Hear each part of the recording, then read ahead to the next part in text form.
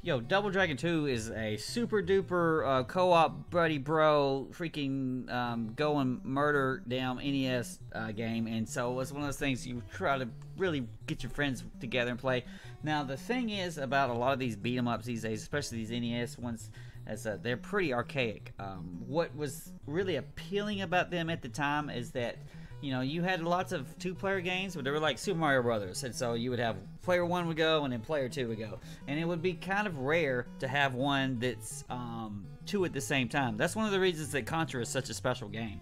And so the first Double Dragon worked like the way I mentioned for Super Mario Brothers. As far as the NES was concerned, you played one player, and then the other player also played is Billy. Are they both Billy? They're both Billy. And then so you had to take turns, and so you're missing the dang two-player buddyship.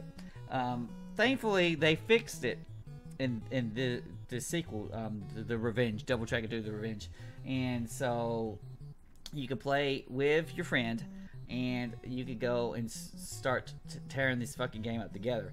There's some amazing points about this game, and there's some extremely frustrating points about this game. The things is, there's like super duper secret moves in here. So before you, on the NES version, you leveled your character up, and then the most powerful thing was like an elbow. Hardly ever would you use the elbow. You'd be like somewhere in level 3 before you get that elbow. In this game, you start off, there's no levels to gain up. So you have this knee, you have the super knee, you have like a super uppercut, and then you have this kind of jumping, spinning hurricane tatsu fucking thing. And so the knee is kind of tough. It's some kind of like almost just frame freaking input where you need to jump forward and you need to duck. And then when you're in that duck animation, I think it's like forward and B and A at the same time, or it might be like a quick double tap or something like that. Your timing has to be precise, and you're always fucking this up. But the knee is so damn good, you just sit there and try to practice that knee off. So it's kind of like a damn fighting game move. I mean, and so you get that knee off, and you can just start destroying enemies. I remember this called the NES Max, which was that stupid boomerang controller with that the flat down thing for face pad. It had the turbo buttons. If you held down both of the turbo buttons and pressed forward, and you nailed knees every time. So back in the day as a kid, it's just knee and left and right.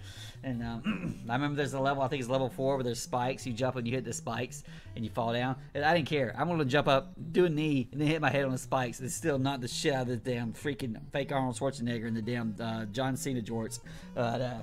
This game is great. It's also extremely frustrating about halfway through, maybe a little bit more, because you got a bottomless pits, and just like the first Double Dragon, your damn jump kick thing sucks.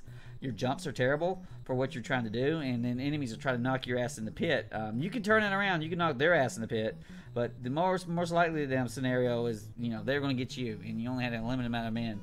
And there's a point, I believe it's stage number 6, where you got disappearing platforms combined with fucking not too hot controls. It's just chaos, and you will get pissed off because you'll get game overs to this shit. And then the level after that has a bunch of gears and shit that you gotta jump on. So you gotta master the knee, you gotta freaking do some insane bullshit jumps, and due to that and how annoying that is, it's very difficult these days to give this game 2 paws.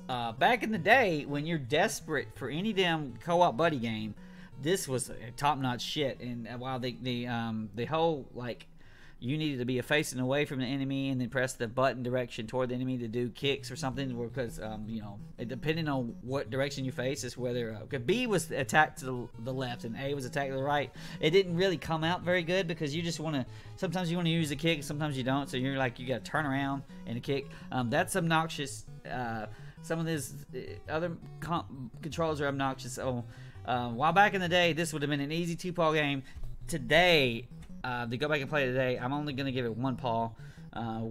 We worked our ass off to beat this. It's pretty hard, not because of the fighting, but because of the terrible ass controls and the fucking bottomless pit bullshit.